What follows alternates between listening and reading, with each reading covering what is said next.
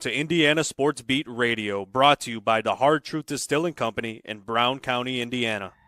So for the thousands in attendance and the millions watching around the world, it's time! 3 on the way. Oh! It went in! It went in! And Indiana wins the ball game! Know your role and shut your mouth, you jabroni! Full game for the win! Ayler's gone. Goodbye. Touchdown, Indy. Woo! IU. America. They got a football team now. It's pretty simple. I win. Google me. You know that I'm the cream of the crop. Now, from the Hard Truth Studios, here's Jim Coyle. And welcome to another edition of Indiana Sports Beat Radio coming to you here on this Wednesday. Glad to have you along. Appreciate you as always, no matter where and how you're listening, whether it's on one of our great affiliates like 97.7 ESPN, The Ref, always the right call. 12:30 a.m., 104.7 FM, the voice of the region, WJOB, up in Hammond, Chicago, and in Fort Wayne on Fort Wayne's only sports station, 1380 The Fan. Just keep it locked right here all day. No reason to go anywhere else. Great content and keep you moving along throughout your day. Plenty to get to on the program. Dylan Sinn will join us here in this first hour. And, of course, we'll be talking about last night's Big Ten action. Lots of it, to be honest with you. Lots of big, important games.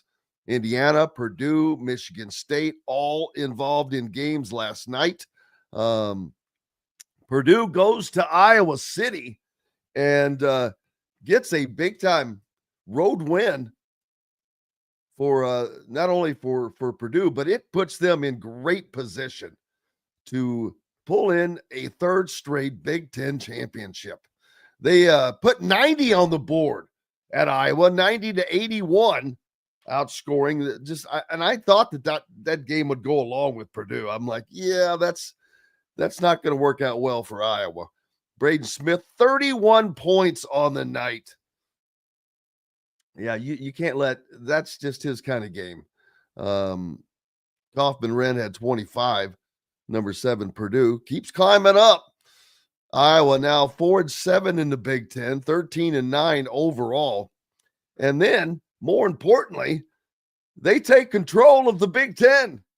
They are now in the lead because Michigan State heads west to UCLA, and they lose to Mick Cronin's bunch 63-61 in a great Big Ten battle between number 9 Michigan State and UCLA. UCLA now 8-4 in the Big Ten, 17-6 overall as it continues to get tight at the top. Penn State, Minnesota had a little tussle. Minnesota goes on the road and they beat Penn State 69-61. USC can't keep their winning alive as they go to Northwestern and lose a tight one 77-75. And of course, Indiana at Wisconsin, they made it respectable. If you looked at the final score, it wasn't, you would have been surprised if you would have seen the beginning of the game, but the final score 76-64. Indiana loses by 12 in a game. They were down quickly by double digits, 20 right off the bat. It was 24-4. It may have been 26-4 at one point. Boy, you guys were lined up with the comments already this morning, but Andrew thinks Michigan State's going to lose 6 in a row, but I don't know if they do that or not, but Purdue is in great shape to win a third straight Big Ten title. I'd have to do some research to see. I'm sure Indiana's the last team to do that. That may be the only team to have done that. I'll have to check that out. Michigan State has definitely come down to earth, Justin. I agree with you on that. Not a great performance by Indiana last night, but I can't say that I expected as much. They were going to a place where they haven't won. They're coming off of just 2 games that were gut-wrenching, and I think I sent out a tweet last night that, that may not be the last game that Mike Woodson coaches for Indiana, but it will be the last game that anybody has a doubt that he will continue to be the coach for Indiana after this season.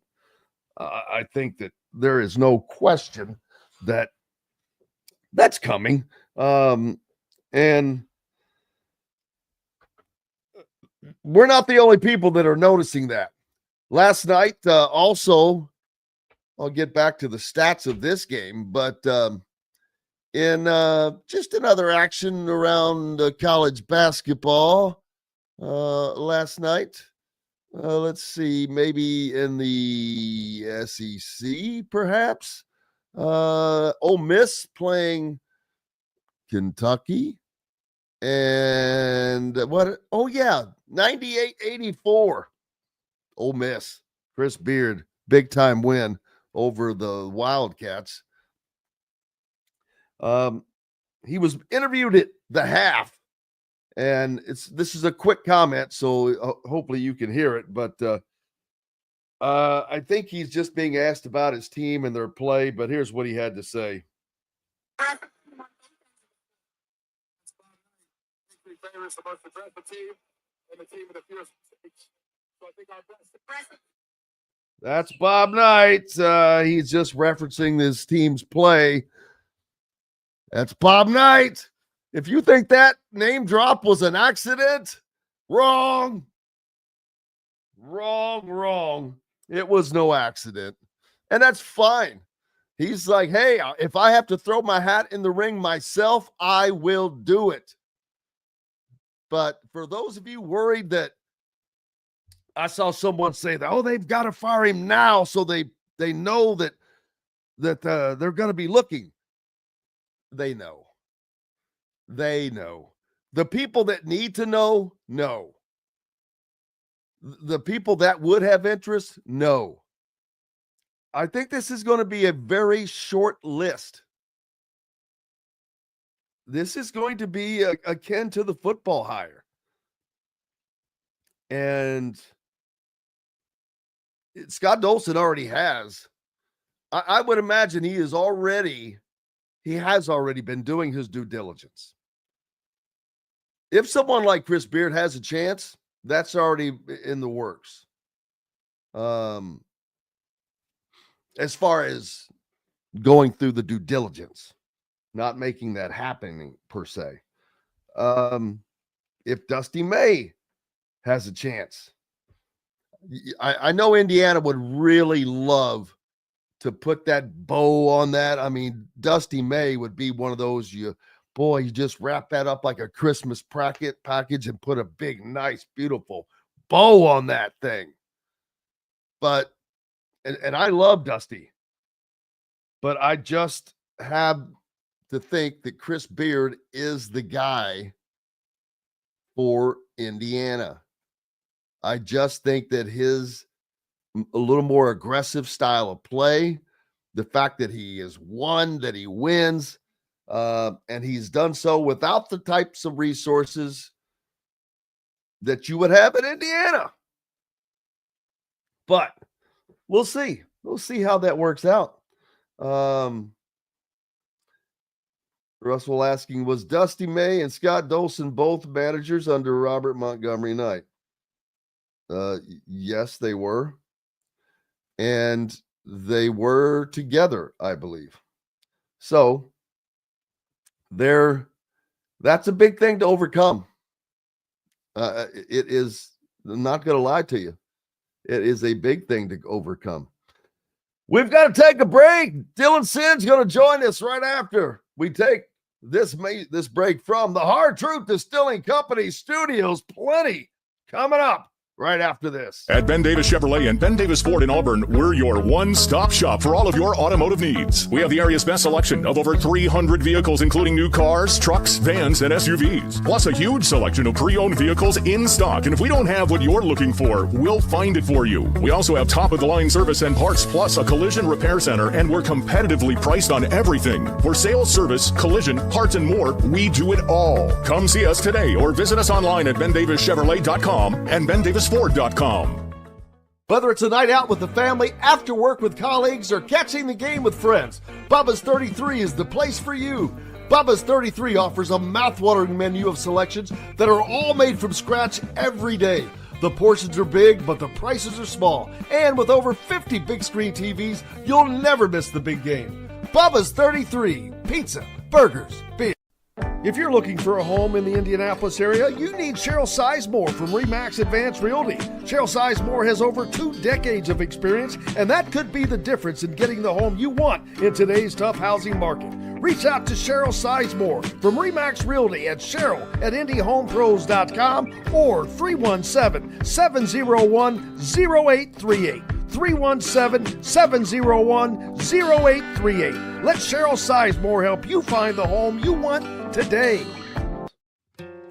Located on 325 acres in beautiful Brown County, Indiana, Hard Truth Distilling Company is the biggest and the best craft distillery around. While Hard Truth is already known for producing internationally awarded whiskeys and spirits like Hard Truth's sour mash bourbons, sweet mash, and hard road ryes, as well as their cinnamon vodka and the always popular toasted coconut rum. Hard Truth Distillery offers so much more.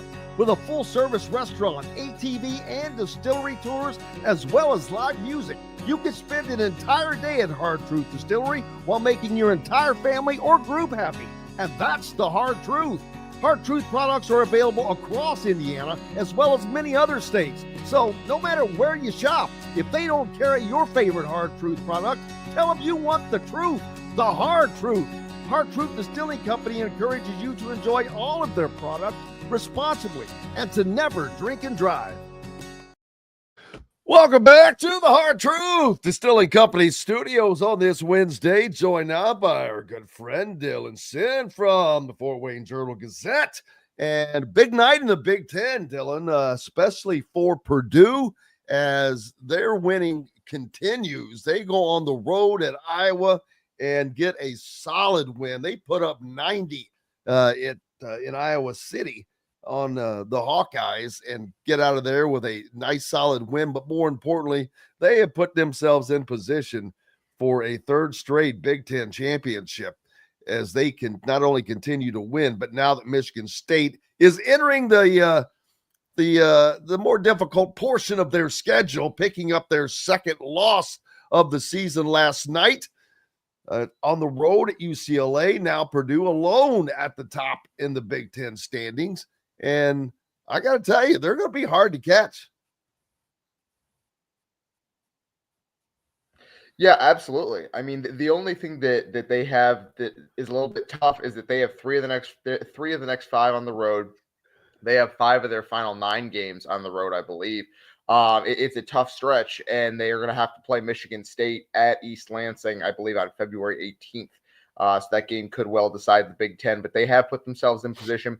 They are now 10-2 in league play, so they have won 10 of their last 11 games overall. So playing extremely well. Their offense is clicking right now. Braden Smith was fantastic last night, 31 points on 15 shots. Basically, he realized in the first half that they were not moving the ball as well as he would have liked. They were not getting into offense as well as he would have liked. He basically just took over the game. He said, I'm going to do this myself. And he's able to do that now, which is something that he was not capable of doing his sophomore or his freshman year. He can just take over a game with his scoring. That's something that he's added this year. And Purdue is they're right there. As you said, no team has won 3 straight outright Big Ten titles since Purdue itself from 1994 to 1996. And the Boilermakers can do it this year. Yeah, and it's for Indiana another disappointing loss, but this one did not come in the same fashion as the previous two, in which they were right there and had a chance to win those previous two games. And had they done that, maybe with just either of them, we're in a different conversation. But definitely, if they were able to have gotten both of those wins, Indiana is probably on most people's brackets right now, but they have still just cannot get over this gigantic hurdle and get a quality Q1 win. They have one or two, I think, but they're just not great. And this team is just letting the opportunity slowly slip away. And I think that we know where we're headed, but they're still not mathematically eliminated. Yeah, no, there's still, that's the thing, is they had all these opportunities and there's still several of them left. They still play this stretch of 4 games. They have Michigan on Saturday. They have Michigan State after that.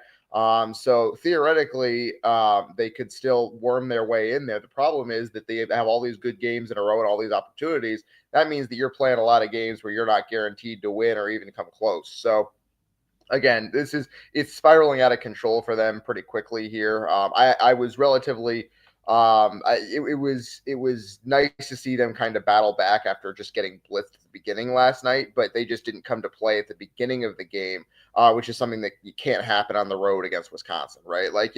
Yeah, they were only down 12 at halftime after being down by as many as 22 in the first half, but that's not going to help you, right? Like, you needed to be ready at the outset of that game, and they just weren't. And it didn't help that Wisconsin made everything it took for the first 8 minutes of that game. Yeah, and we kind of knew going in that Wisconsin, a prolific three-point shooting team with size. This Wisconsin team, I sent out a tweet last night before the game, this team is going to be a problem in the NCAA tournament, more so than some others, because they're starting to really gel. They can shoot the lights out of the three-point shot, and they have size. They limited Indiana. I had the stats pulled up, and I hope I can pull them up again, because it was for what Wisconsin did to Indiana. Most of it came on the perimeter, the damage, with the three-point shooting, but they were also able to handle Indiana on the interior. Daggone it. Where did my stats go? Oh, there they are. Which was a little surprising, considering that is where Indiana was going to have to make their bones. But where's the points in the paint? Looking for this. Paint points. It was equal, 26-26. That's pretty good for a team that is beating you on the three-point shooting. They shot 41% of the game on 29 attempts. This is the third time Indiana has given up 12 made threes in the last several games.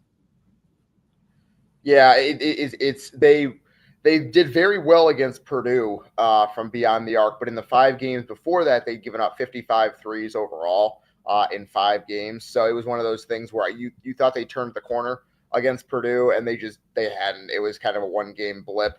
And so Wisconsin kind of went right back to it. And that was the biggest problem for me. Is it was the big guys for Wisconsin. It was the big guys who could shoot from the outside. And Malik Renew and Umar Ballo just did not do a good enough job of closing out early in that game. You could see them kind of every time Wisconsin had open 3, you could see one of those guys like trying to get out there, and they just were too far away because they had overhelped across the other side of the floor. And it was just a poor game plan to start. And they made some adjustments as the game went on, but it was not well executed or well designed to open the game. And if you're down by that much at the beginning, you're not going to win the game on the road. It's just not going to happen. So that game was decided in the first 5 minutes, which is frustrating for a team that needed to go on the road and get a big win.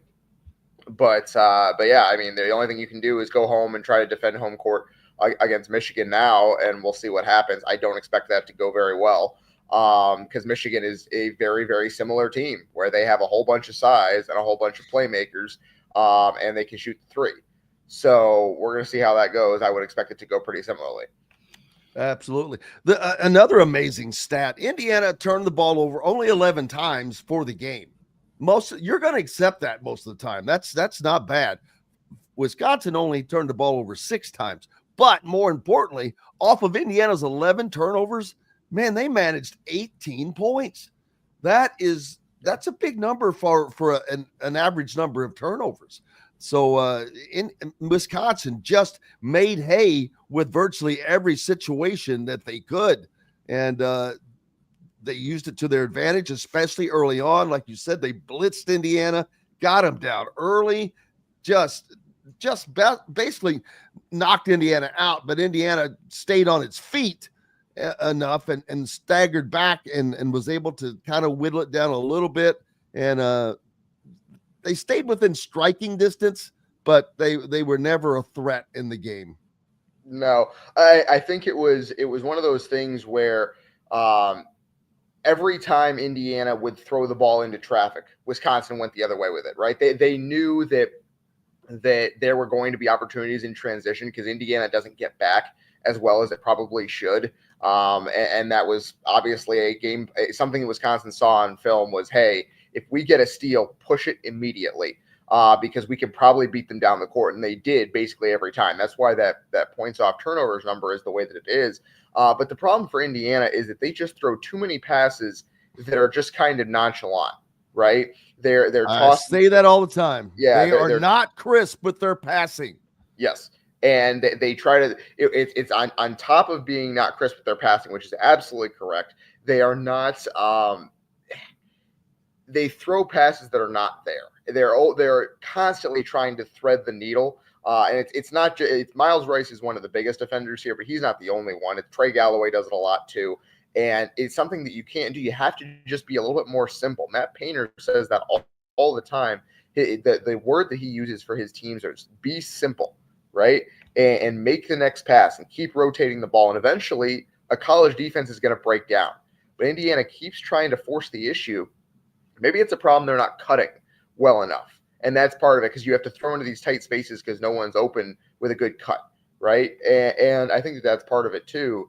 And Wisconsin did a good job of loading up on Umar Ballo so they couldn't get those post touches, and Umar Ballo didn't have his opportunities to throw the weak side pass he's gotten so good at.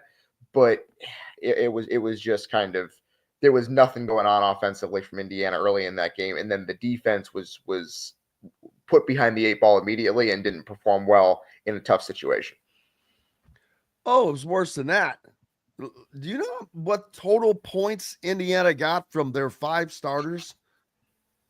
35. 35 total points from all 5 starters. Did Malik Renew score? Did Malik Renew score? Scored 6. Anthony Leal scored 0. Ballo, 4. 4 points for Ballo. And on 3 shots, I believe. Yes. He hit 1 of 3. Yeah. Like part of that's defense. Yeah. Part of that is defense, right? Wisconsin did a good job of loading up on Ballo. They had a guy over the top. They couldn't lob it to him. They were fronting him. They were kind of swinging the defense in his direction. The other part of it was that he just wasn't working very hard for the ball. That is just dead straight. Like he just was not. And so I think that's part of it. That was something that was really interesting to me was if you're Umar Ballo and you want to get on Miles Rice after that last game and you want to be frustrated, you want to be a leader and you want to yell in the huddle, okay, great. Like that's good to have some fire like that. But you can't come out and score 4 points on 3 shots in your next game. You can't do it. You want to be a vocal leader, you got to be a leader by example. That was the thing to me was that if you're going to do that, okay, great. The next game you have to go out and really take it to somebody the next game and say, this is what we're going to do. This is how we're going to play. And that wasn't what Umar Ballo did. And I think that was the disappointing part of that game for me. Well, and the team went 2 of 15 from 3-point shooting. And when I say the team, that does not include Luke Goody and Bryson Tucker, who they combined to go 5 for 12. So they are the only ones that had any success shooting the 3 ball. And Mbako 1 of 7, Galloway 1 of 5. Everyone else missed their attempts. 2 for 15 for the rest of the team. Not good when one of your best 3-point shooters is going 1 for 7. That's not going to help you, especially in a game where 3-point shots are at a premium. Yeah, absolutely. Mbako struggled last night. He was kind of put in a blender by John Blackwell. Wisconsin's big wing, and he kind of got shoved around a little bit. It was more of it was John Blackwell going to Mbako. This is a man's league, and you need to get out of my way. And it was not good for Mackenzie Mbako. I continue to think that he is not really an NBA player. I know we heard at one point he was going to be a one and done guy. He is not really an NBA player, in my opinion. You talk about Mbako? Yeah, he doesn't have the motor. No, well, not even the motor. He doesn't have the ball handling. He doesn't have the defense. It's lateral quickness. It's nothing. Shot making ability. Yeah, I mean, he can get to the rim, but he does not have that. Yeah, I watched AJ DeBansa over the weekend in Monteverde. Let me tell you, he's 6'9", and he will leave Mackenzie Mbako in his Adidas. I mean, he will just dump him and get to the hole around. I mean, John Blackwell did that repeatedly last night. I don't think John Blackwell's any kind of NBA. He's no Dylan Sinn. Is that what you're saying? Yeah, that's right. But I do think that was part of it. Is that like Indiana was trying to come back last night, and Mbako turned the ball over 2 possessions in a row by just getting the ball stripped from him as he tried to get to the rim. Just had it straight up taken away from him. And because he's not a very good ball handler. If he doesn't have a straight line to the rim, he's going to get the ball taken from him. And it's not very good. And there wasn't a guy last night. I think this is why it was disappointing to see Ballot only take 3 shots. There wasn't a guy last night for Indiana that said, okay, this is not going well. Give me the ball. I'm going to do something here. And that's what you need on a team that's going to stop a run, is someone who's going to take control, and no one really did. Miles Rice tries sometimes, but he's not able to get to the rim and get you a bucket, right? They don't have a guy on this team, again, who can really get you a bucket when you need it. The last guy they really had like that was Jalen Hood-Schifino, and he's not walking through that door. So it's not very good for Indiana right now. Again, we'll see what happens against Michigan, but I'm skeptical. Yeah, they don't make this is not I've said this a lot here of late. This team's just not very high basketball IQ. I mean, they don't make the right decisions. They don't make natural decisions that are natural. But I think a lot of that, there's other facets that go into that. I think that what is trying to be forced, I think there are a lot of square pegs trying to be forced into round holes with this team. And that goes to Mike Woodson. He does not, I don't think he has the capability of judging talent the way he should thoroughly. And I think it shows on the court, and they don't have the ability to make the adjustments for these guys, because who's getting better on this team? On this particular team, I have yet to see anyone get better. We sure see a lot of people disappear. Where had Bryson Tucker been? You know, what happened to, and you go through slumps. I get that. Mackenzie Mbako, it's just a weird. We've got to take a break. Dylan Sinn from the Fort Wayne Journal-Gazette is with us talking Big Ten basketball. Big win for Purdue last night as they take the lead in the Big Ten Conference. It's Michigan State gets an L out west versus UCLA. Indiana takes another loss. They're 6th in 7 games. Michigan coming to town on Saturday with Dusty May. Things that make you go hum. We've got more coming up on the backside from the Hard Truth Distilling Company studios, and we're back with it right after this. Located on 325 acres in beautiful Brown County, Indiana, Hard Truth Distilling Company is the biggest and the best craft distillery around.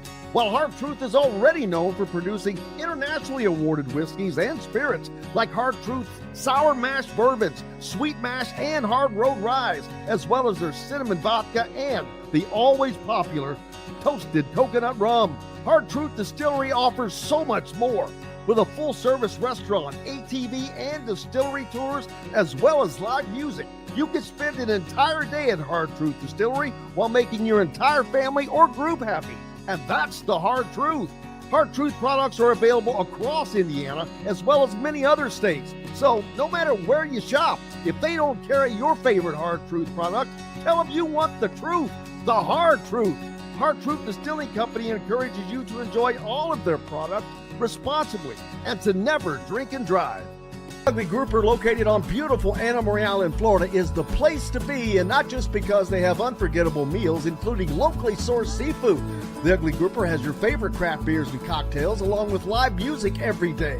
The Ugly Grouper is family-friendly, able to host private parties, and has the biggest grouper you've ever seen. The Ugly Grouper is the place to be on Anna Maria Island, Florida. Tell them Indiana Sports Beat sent you. Go to theuglygrouper.com for more information.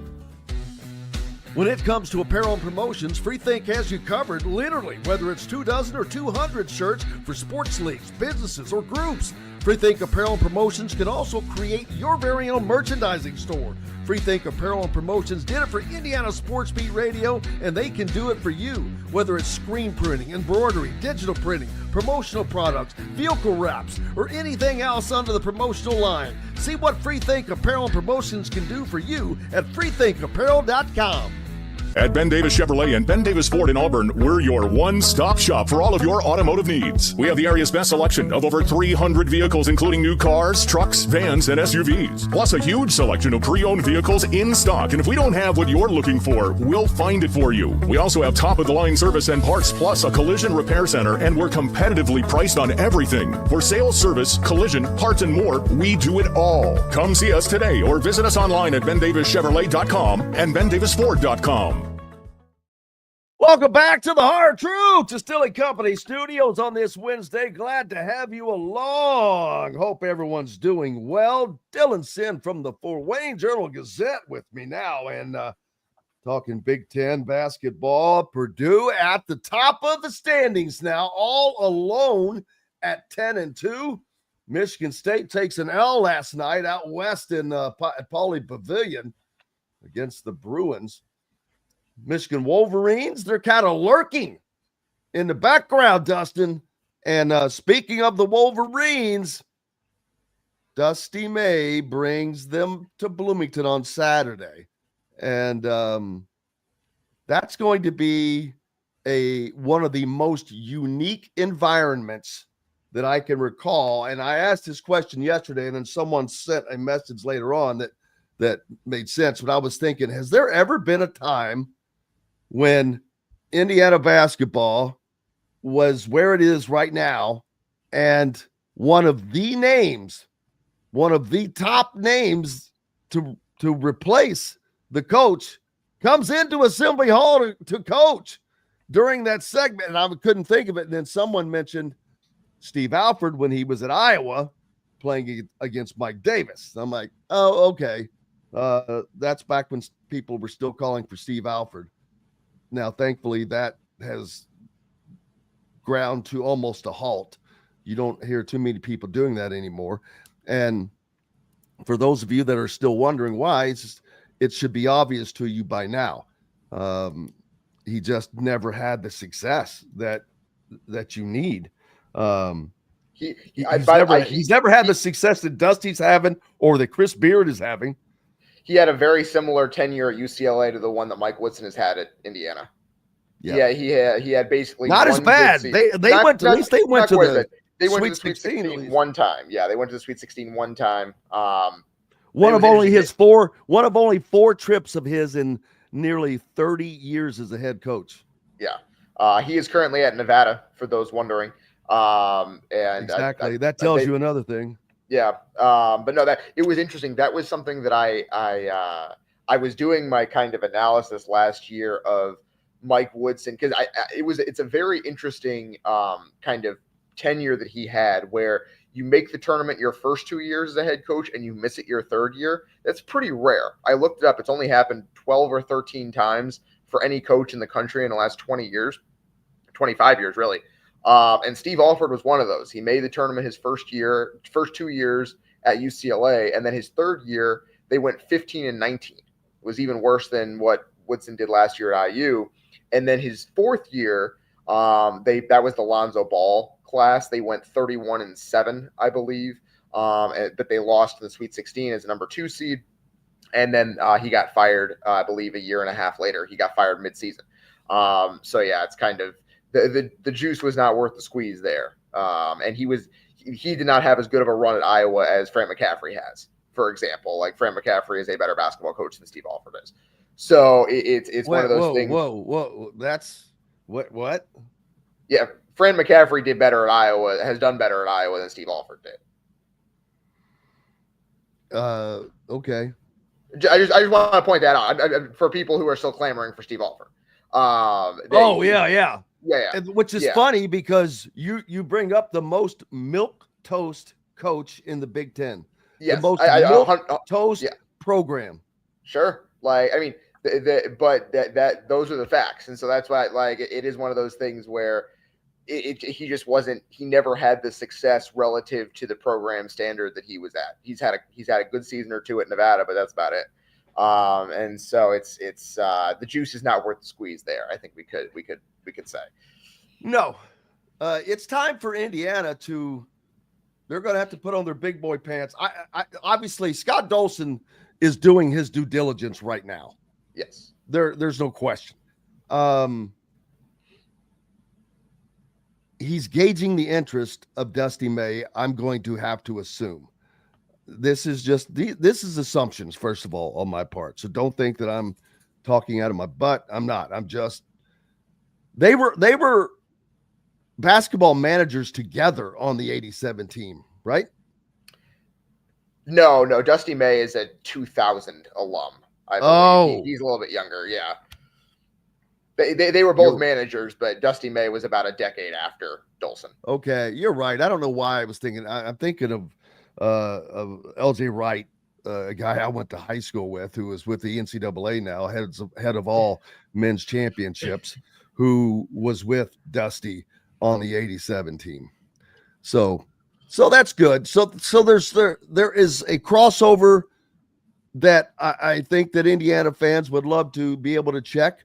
But Chris Beard gives you another crossover. Now, not that if I were a fan right now, I wouldn't give two craps on what their coach's connection was. 3 words. Do they win? That is it. That's all you need to concern yourself with.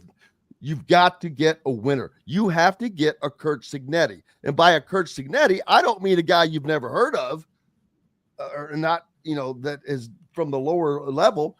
I mean a guy that wins, a guy that believes he's going to win, that sells that belief and sells it in a way that it's bought by the players, because Kurt Cignetti's players bought everything he sold, and he sold it to the players, to the fans, and it was a good deal.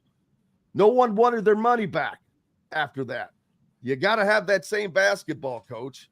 And I think that they wouldn't go wrong with either Dusty May or Chris Beard. I think they're two very different kinds of coaches.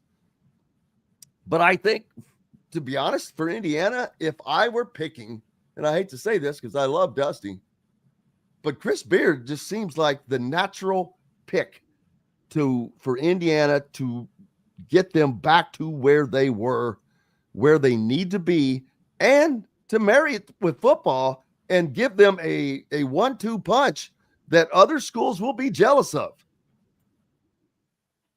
Yeah, I mean, like it's one of those things where I think if you can't do the Cignetti model at IU basketball, because you can't just grab a guy who's been successful at lower levels and say, hey, that'll translate to IU. Because IU basketball is a different animal, right? You need some experience at the higher level, I think. I actually threw out Chris Collins. I think that Chris Collins he not only has won at Northwestern in a way that no coach has ever won at Northwestern before. He was an associate head coach at Duke. He was coach in waiting at Duke for a very long time. He knows what it means to be at a big program. And the problem is, if you get one of these guys from a lower level program, I know people like Ben McCollum, the guy from Drake, who won like 3 Division II national championships and now has Drake at 20-2 in his first season. Great, good. That's your Cignetti model, right? That would work for some teams, but he'd get swallowed up by just everything around Indiana. right? And I think that that's the problem, is you need someone with higher level experience. Now, the problem is there aren't that many guys with higher level experience who want to leave the job they're currently in, because if you have higher level experience, that's because you're generally having success, right? So we'll see. A guy that I've seen thrown out there is Mark Byington, who was with Signetti at JMU and has turned Vanderbilt around in his first year. Problem with these first year coaches, and Dusty May comes into that is in that category as well. If you've only been in your job for 1 year, you are going to need you're going to need to pay Mike Woodson's buyout. You're going to need to pay a pretty large buyout for the coach to get out of his current contract. And Not then you're true. going to need what makes you say that? Dusty May, that's the only reason I continue to keep Dusty May in my conversation, even though he's in the first season at Michigan, is because, do you know what his buyout is right now in his first season? I do not. $5 million until May 1st, and it goes to $4 million. That is the absolute lowest buyout by anybody in a power 4 position in their first season. It's crazy low. I actually did not know that. Yeah. One of the things, I researched that. And then one of the things that I heard, which not corroborated, but heard, was that, there was a last minute switch. He was going to Louisville. And then there was kind of a last minute switch to Michigan. I reported he was going to Louisville. He was. But then that last minute change of mind, I was told, was because he was able to negotiate that lower buyout. There's no way Louisville would have done that. They would have known he's going to Indiana first opportunity he gets if we bring him here. But the sheer fact that he has that kind of buyout, I'm like, get out of here. This is Michigan. Michigan's not going to give a first-year basketball coach that kind of a buyout unless he really demanded it. So I have to imagine that is the case. Chris Beard's buyout, I believe, is only $3.5 million right now. So their number 1s and 2 options, 1A and 1B, will cost them less money than getting rid of Mike Woodson. Okay, interesting. Now, that brings up another question. Why, with all of the bonus clauses and all of the clauses for making extra money, and if you do this, you win, and if you do this, and if you do this, why do they not put in clauses, but if you don't achieve this, you lose this. If you don't hit this mark, you don't get this. If you don't have a winning season, you don't get this. If you don't make the NCAA tournament, you don't get this. It needs to go both ways, because you're only incentivizing them, but you're not decent. You're not, not that you should. Everyone should have that will and desire to win. But man, when you can just sit back and relax and not worry about it, boy, not many of us have that kind of job security. Yeah, I mean, it's one of those things where I think that that's just kind of the going rate for coaches. Like, you're not going to get a coach if you're going to try to put those kind of clauses in his contract, I think. Well, if everybody did, it's a collective action problem, right? It is that if everyone did, sure, but the second one team doesn't because they want to get ahead, I want a better coach, I want to punch above our weight, I'm going to give this coach an incentive to come here because we're the only school that is not going to make him sign that. Suddenly everyone has to do it because now you're behind the 8 ball, right? So it's one of it is a collective action problem where, sure, if everyone did it, great, but you get one outlier, then everyone has to follow. And so I think that's what's kind of happened over the years as coaching salaries have really ballooned is, well, now you have to pay, like if you are Indiana and you want to hire a good coach from away from his previous school, well, his previous school was giving him all these incentives. IU has to do the same if they want to lure him away, right?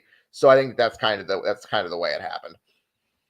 Fans are under a lot of the wrong perceptions. Jeff asked, what coach in his right mind will want to come to Indiana after the mass exit that happens before a new coach is hired? Fire Woodson now. I don't understand that. So do you think the timing of when he's fired is going to affect who leaves. That's not the case. There's going to be an exodus no matter what. There would have been an exodus no matter what. You're going to have that when you have a change of regimes, period, number one. But number two, you look at people like Pat Kelsey. You look at people like Mark Pope, Rick Pitino. Who am I missing that are in their first seasons or second seasons? Dusty May, quite frankly. Dusty May. He turned over that roster, yeah. Good coaches know what they're doing. It has nothing to do. Coaches that want the job don't give two smacks about any of this stuff. They don't care because they know the resources are there. They know the state produces the players. They know that the history is there and it will attract players, and that all it takes is to a spark. Indiana is one of those. It just needs the spark. Once that spark is lit, boom. If you think Indiana football took off, get the hell out of here. Indiana basketball is going to be another juggernaut when you get that right guy, because this thing has already blazed its own trail. It already has the pathway. Indiana football didn't. It had to create its own. But Indiana basketball, light that fire and watch it go again, because everybody likes to be a part of a winner, but everybody loves to be a part of a rejuvenated winner. I think that's part of it too, is that like, I like the examples you brought up with Kelsey and Pope, because those are the two that I've been looking at this year. Those guys brought in 13 guys each, like 13 new guys on their rosters this year. That just they grabbed. Kelsey brought in some guys from College of Charleston. I think that Pope brought in maybe one or two guys from BYU, but it's mostly guys they got the job and they filled out the roster via the transfer portal. And obviously that's not what you're going to do long term at those schools. But for their first year, they got 10 guys each out of the transfer portal, and they have built winners in year one there. Now, I'm not saying that's going to happen at IU, because those guys have done really good jobs. It's not like a guarantee, but in the I will tell you right now, Indiana will be in the tournament in their first season under the new coach. Okay. You have to make the hire first, right? You have to make a good hire first. But I think that if they don't make a good hire, then we're having a whole different conversation. Sure. And I think that it is a reasonable expectation to say you can get to the tournament. I mean, look, Mike Woodson, who we at this point think is not a particularly good program builder, took IU from 9 wins to 21 in his first year. People forget that. Like, that was a thing that happened. I tweeted this last night. Well, he did have a lot of help of an NBA, 2 NBA players. He can remember. Team. One NBA player, because Jalen Hood-Schifino wasn't on that first team. Remember? Oh, okay. Yeah, and he convinced Trace to stay. Remember, that was a thing. That was a thing that he did. Was his first? Where was Trace going to go? I mean, other than to the portal, to the NBA. Remember, that was what he was going to. He said it. That was what he said at the time. He may have said it, but there was no chance. He barely got into the NBA after having a good year. He would have ended up in the G League, but he was going to the G League rather than staying at IU. And Mike Woodson convinced him to stay. This is a thing that happened. So I'm not saying this to defend Mike Woodson. I'm saying this to say a new coach can come in and change some minds pretty quickly. Right. So I do think that that's part of it. Like, you can rejuvenate a team off of the hype of a new coach and some like pretty good transfer portal pickups really quickly in college basketball these days. Right. It is possible to do it. There's a reason that Mike Woodson's first 2 seasons are relatively successful, and there was some optimism. Was like he turned that roster over from Archie's guys pretty quickly.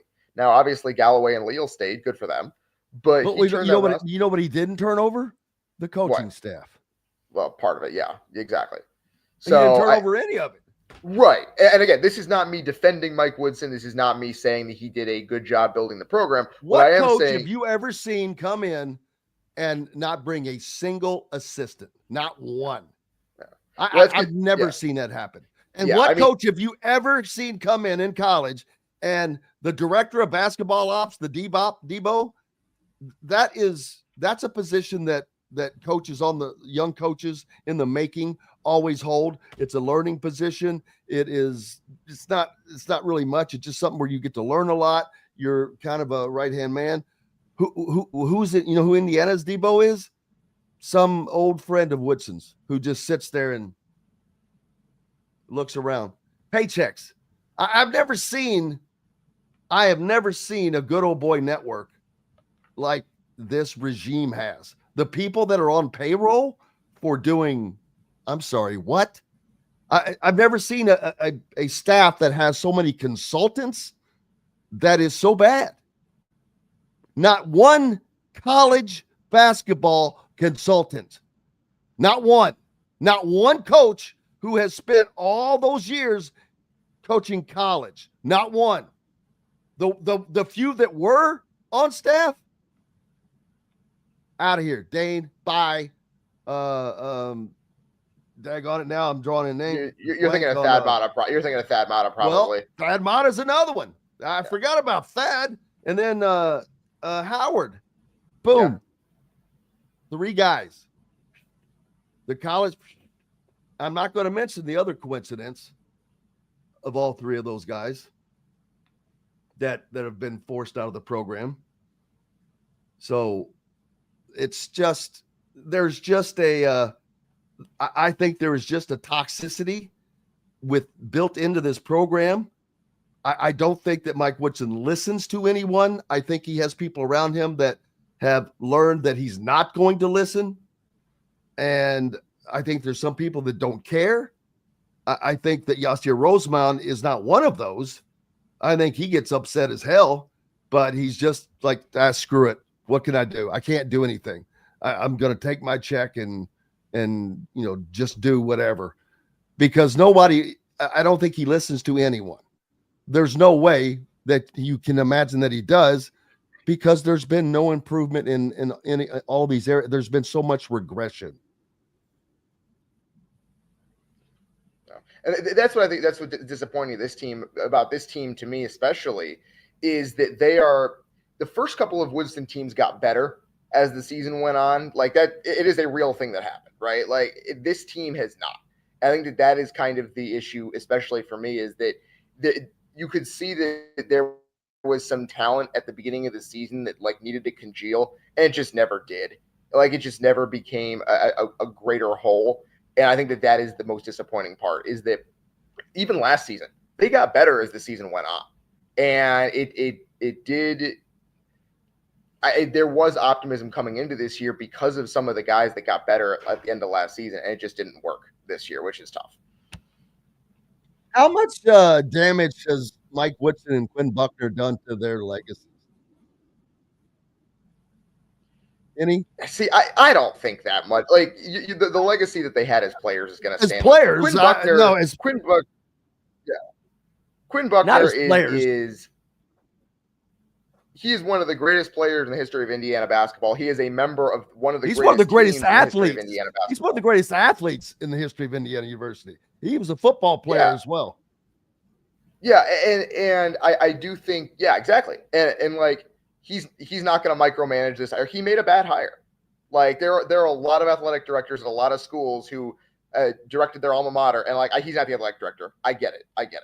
But the hire, it was a bad hire. It didn't work. I don't think that is a legacy altering thing, right? It worked until it didn't, and now you get to make a different one. That's just how athletics works. The people who think of Quinn Buckner as some like kind of overarching villain of Indiana basketball who's pulling the strings behind the scenes because like he wants control, that to me seems silly. Everybody wants somebody to blame. Everybody wants somebody to blame. Exactly. And what's up next for you, brother? I will be in West Lafayette on Friday night to see Purdue take on USC, which should be a lot of fun. So looking forward to that, and obviously Bloomington on Saturday for Dusty May. So looking forward to that as well. That'll be something. Appreciate you, Dylan Sinn from the Fort Wayne Journal-Gazette, joining us here on the program today. Thank you, brother. All right.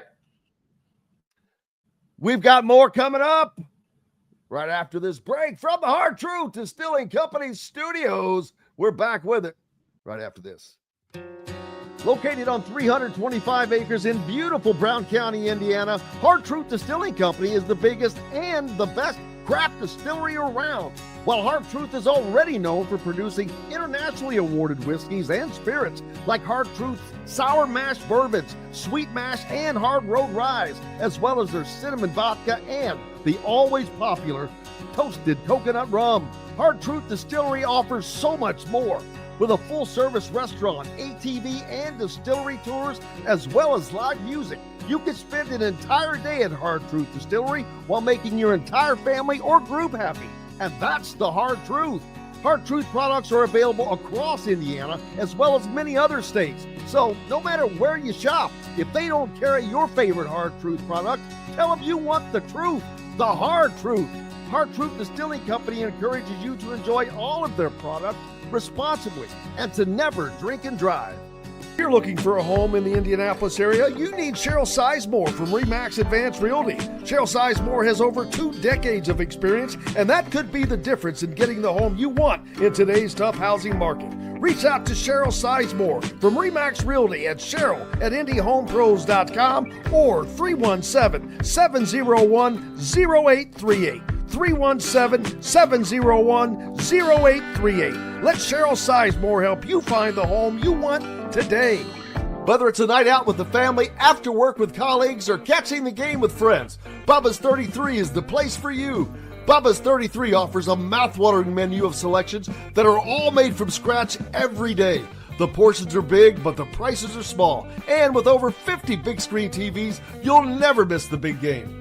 Bubba's 33 Pizza. Andy Moore Honda is Bloomington's #1 Honda dealer for a reason. Buy a new Honda and get a 3-month break from car payments. That's right, no payments for 90 days. That includes the all-new, all-electric Honda Prologue, and you get it for just 0.9% financing. Or the 2024 Honda Ridgeline Black Edition or the Honda Accord LX, both for just 1.9% financing. Get more to your door from AndyMooreHonda.com, Bloomington's #1 Honda dealer and your best place for new and used vehicles. Welcome back to the Hard Truth Distilling Company studios. Waiting for Cal Neddenriep to join us here in a minute. And when he does, we'll get you caught up on the comings and goings of Indiana high school hoops right now, as getting closer and closer to tournament time, especially for the girls. That's about here. You've already had the draw. The boys run a little bit behind that, but that's going to be an exciting season to see if Fishers can just run rampant through 4A and go wire to wire. It'll be very interesting. Man, tiny Lanesville, they got bumped after winning back-to-back state titles up to 2A, but they're still rolling. They're 17-3, beating teams like Scottsburg. It'll be interesting to see how they can do. So looking forward to that. Julius Jizzy, man, new pal. Yeah, he just had a pedestrian week. Where was it I just saw? He had norms of, I think he had 30 points and 27 points in 2 different games. Yeah, that's rolling along pretty good. That's not bad. Not bad at all. We're going to talk to Kurt Cignetti later today. We'll have that on the program tomorrow.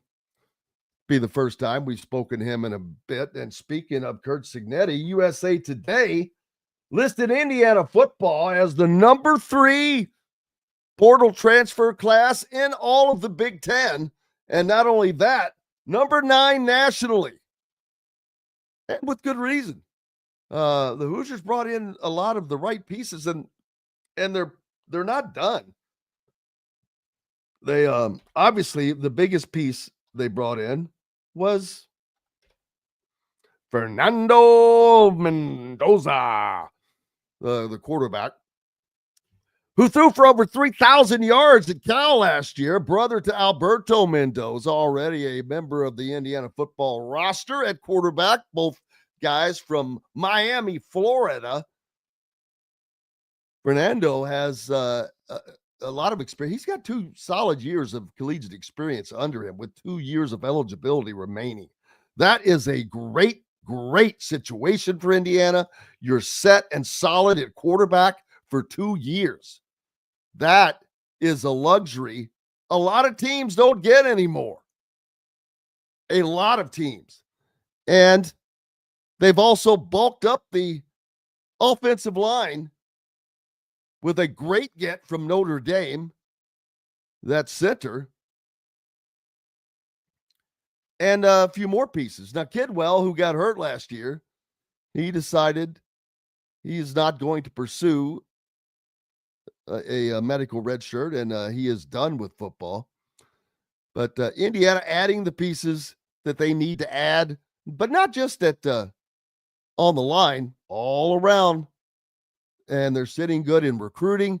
They recently got a commitment from a 2026 offensive lineman from Wisconsin.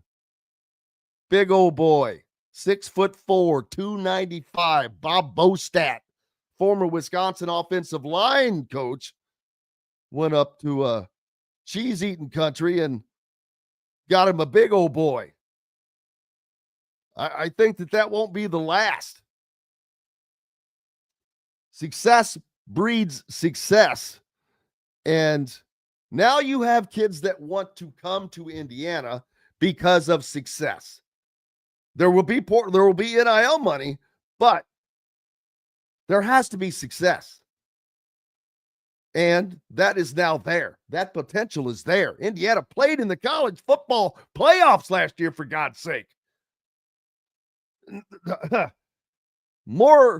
Most college players did not get that opportunity last season. Indiana players on their roster did. So these guys looking at Indiana know that that's a good chance to happen again. Now, they're going to have to play very well next year. But next year is the season for Indiana to stamp legitimacy across their own forehead and tell it so everybody else can look at it. But to do that, they have to do two things. Illinois is probably going to be their toughest home game, and it comes early, fourth game of the season, right after the three puff games. Illinois is one of those teams that was right there to making the college football playoffs last year. So this will be a solid game. I wouldn't be surprised if Illinois is ranked at that time because they're expected to do well. I've seen them on lists of teams by people picked for a team that did not make the CFP last year that will make it this year. So that will be a win right off the bat if they get it. But if they beat Illinois, boom, right off the bat, Indiana has a legitimate win. So you get that out of the way. But then you follow that up with a trip to Iowa. So their Big Ten season starts out drastically different next year, and it remains drastically different because not only do they play Illinois to start, a CFP challenging type team, then you go to Iowa, and then you go to Oregon. So the first half of their season is not going to be like last year. We'll continue that talk. Now, and I was talking closer to the tournament. I know the girls starts here soon, right? Yeah, girls sectional started last night and continues through the week. And boys is kind of that weird week where it's mostly Thursday, pretty much all Thursday night, Saturday afternoon games. And the boys is what, 3 weeks away? Yeah, rough. Yeah, I think 3 weeks from yesterday would be the first round of sectional play. Things are saying pretty much the same. Fishers is just still the team to beat. Who's the team that can beat them in 4A? That's a good question. Westfield plays them on Thursday night, but I went and saw Westfield play Friday, and Avon hammered them by 16. I thought Avon might be the team to play with Fishers. They lost by 24. Greenfield Central did play them close in the Hall of Fame, lost to them by 5. Of course, they have an eraser with Braylon Mullins, but they did play him better than I probably would have expected. I thought Noblesville at the beginning of the season was going to give Fishers a good game. They did not. That was not a close game. I don't know, Jim. That's I've kind of been waiting for and Greenfield did give them that was probably one of their tougher games. I would say there was a little stretch there where they weren't playing phenomenal defense, but man, when they get out and defend like they can, they just shoot the ball so well. They're going to spread the floor and really knock down shots. They share it well. There's just not a lot of weaknesses. The one weakness I would say potentially would be the interior play, and Lawrence North does have really good interior play, and that game will happen here soon. I think that's maybe 2 weeks out from yesterday. I can't remember for sure, but Lawrence North does play Fishers here this month. So that might be the team. Lawrence North, though, I covered them last week against New Pal, and they just could not hit 3-pointers. They really struggled. One of their guards was out. Webster was out with the ankle injury, so that did hurt him too. But I don't know. I would think a team with a really good interior play that attacks the basket and can handle their athleticism might have a chance. And Lawrence North could be that team. I would think Jeffersonville too. If you think about teams like a team that has a Trey Singleton, I would give a good opportunity maybe to match up with them. And they have guards who PJ Douglas and Michael Cooper are two of the best. So I still think that Jeffersonville team, even if you look at the records and everything, you can kind of throw it out a little bit with that team just because a good chunk of their season was played without Singleton. I still put them in that hierarchy of top teams, certainly. But I don't know. I don't even know if they can, I don't know. I mean, Fishers has handled everything. They're starting to get to that stratosphere now of, 31 wins in a row. They're not far off from really putting themselves in a different category of all-time teams. So it's interesting, and sometimes that pressure can get to you. I think like last year they were undefeated up until the Carmel game, lost that game, and then it seemed to sort of help them the rest of the way. So I don't know if that's necessary with this team. I don't think they need to have a loss to help them moving forward. I think they're just that good and that confident, and they've won one already, so you kind of have that that stigma of they'd never really won anything before up until last year. So but yeah, I don't know. It's a good question. I think teams that have good, like Lawrence North, Jeffersonville, teams that are physical, they can score inside, I would think would have a better chance, but you also have to be able to handle that intense pressure they put on at every position. So it's a combination of things. To answer your question, there maybe isn't a team that can beat them. You had a piece a couple of days ago about one team that's possible, although they have already taken an L from them, Avon, and more importantly, one of their leading players on that team, who they're having a good season. As a matter of fact, the only losses they've had have been to the Fishers, and who else did they lose to? Somebody else. They lost to Plainfield in the opener, and then they avenged that loss in the Hendricks County pretty dominantly. So, but yeah, they're a team that they are physical, and I thought that was a team that maybe had a chance because they can handle the ball. The one thing about Avon, sometimes they don't shoot it great always from the perimeter, and you have to be able to score. They only scored 45 points against Fishers, so. But I do like that team. The issue, they don't have an easy sectional at all. They have, they'll have to beat probably Plainfield again, possibly. They have Ben Davis in there. They have Pike in there. Pike's playing really well. They have Brownsburg, which is better than its record shows. So it's a tough sectional to get through. But they do have the experience. They have a sectional championship last year that they won. So they got over that hump last year. They're definitely a team that is in that mix that could definitely be playing in the regional. But there are other teams in that sectional, too, that have that potential as well. There were a lot of Indiana players in the Hoosier Boilermaker game on last Saturday, which was a great sign for Indiana players. But there are still so many more that could have been a part of that. ironically, but that was a great showing. And I was down in Florida over the weekend in Montverde watching Trent Sisley.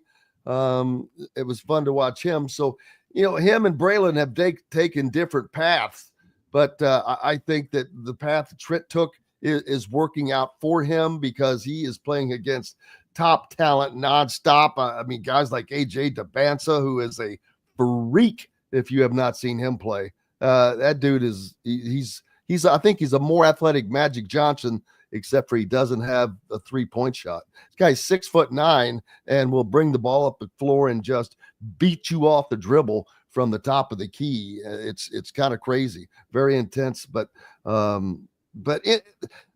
think that Purdue Indiana game showed that you don't have to leave the state, man. You can stay here. Yeah, it was fun. I got to catch about the last 5 minutes listening on the radio, coming back from Avon Westfield game, and listened on the radio to that, and then watched about probably, like I said, the last 5 minutes or so. But yeah, it is fun. You think about, I was lucky enough. I covered the Logansville Regional, a couple of years in a row, and Luke Goody and Fletcher Lawyer were on that same team at Homestead. And then the next year, they lost to Carmel that year in the regional, and the next year, Luke Goody came back to watch. He was playing at Illinois at the time, and Fletcher was a senior at Homestead. And they were playing against Braden Smith and that Westfield team. And Luke, I sat right next to Luke that whole game. And so you kind of those connections you see out there on the court now, pretty cool to see. And Braden got the better of it. I remember that he got the better of Westfield in that game. And also Cam Hafner was on that team from Westfield, who's now at Evansville, and he kind of lit up Homestead, and that. So it's another in-state player who went on to an in-state program at Evansville. But yeah, it's fun to I have a lot of memories of watching those players in there in high school and talking to them, covering some of their bigger games, and Braden Smith, man, he was I got a chance to watch a lot of that Iowa game last night, and man, he's something else. I mean, he just he finds the motivation within about anything, and that's how he kind of gets himself going. And he's not always he doesn't love the media as far as like talking to the media all the time, but you got to appreciate his driven nature that he has, and he's one who's maximized everything he's got for sure. What's up next for you? I got some football signing day stuff on the site right now. Some of these bigger names too in the 26 and 27 classes, like Jeremy Finch Jr. and Monsoon Sales from Lawrence North, receiver. They're starting to get some bigger offers now, and we'll start to see that happening more. Some of those guys will be, we're only a few months away from them really starting to cut their list down, and maybe even committing by some of them even this month. Probably not this month, but we're not far off from that for the 26 class. Football recruiting sort of a domino thing. So some of these top guys will start to get things lined up before too long. And there's a really good group, a lot of 3-stars in that 26 class. And then 27 Sales will be a 4-star at least, I think, at receiver, 6'5", and he's got SEC offers. So there's a lot going on, even with in the middle of basketball season. There's some football stuff happening too. Always is, man. Indiana becoming a football state all of a sudden. We'll enjoy it. Kyle Neddenriep from the Indy Star. Make sure you're giving him a follow and be a subscriber. Keep local papers alive. Thank you, sir. We appreciate you as always. You bet. Have a good day, Jim. Thank you, sir. Kyle Neddenriep joining us. Up next, Sir Rick Bozich, the man you've been waiting for. We're back with more to the Hard Truth Distilling Company studios right after this. Andy Moore Honda is Bloomington's #1 Honda dealer for a reason. Buy a new Honda and get a 3-month break from car payments. That's right, no payments for 90 days. That includes the all-new, all-electric Honda Prologue, and you get it for just 0.9% financing. Or the 2024 Honda Ridgeline Black Edition or the Honda Accord LX, both for just 1.9% financing. Get more to your door from AndyMooreHonda.com, Bloomington's #1 Honda dealer and your best place for new and used vehicles. Ugly Grouper, located on beautiful Anna Maria in Florida, is the place to be, and not just because they have unforgettable meals, including locally sourced seafood. The Ugly Grouper has your favorite craft beers and cocktails, along with live music every day. The Ugly Grouper is family-friendly, able to host private parties, and has the biggest grouper you've ever seen. The Ugly Grouper is the place to be on Anna Marie Island, Florida. Tell them Indiana Sports Beat sent you. Go to theuglygrouper.com for more information.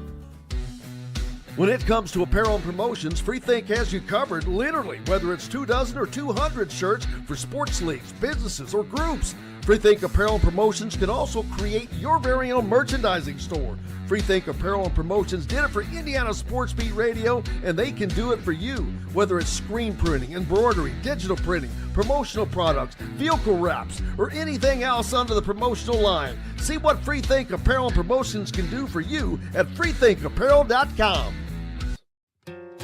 Located on 325 acres in beautiful Brown County, Indiana, Hard Truth Distilling Company is the biggest and the best craft distillery around. While Hard Truth is already known for producing internationally awarded whiskeys and spirits like Hard Truth's sour mash bourbons, sweet mash, and hard road ryes, as well as their cinnamon vodka and the always popular toasted coconut rum. Hard Truth Distillery offers so much more.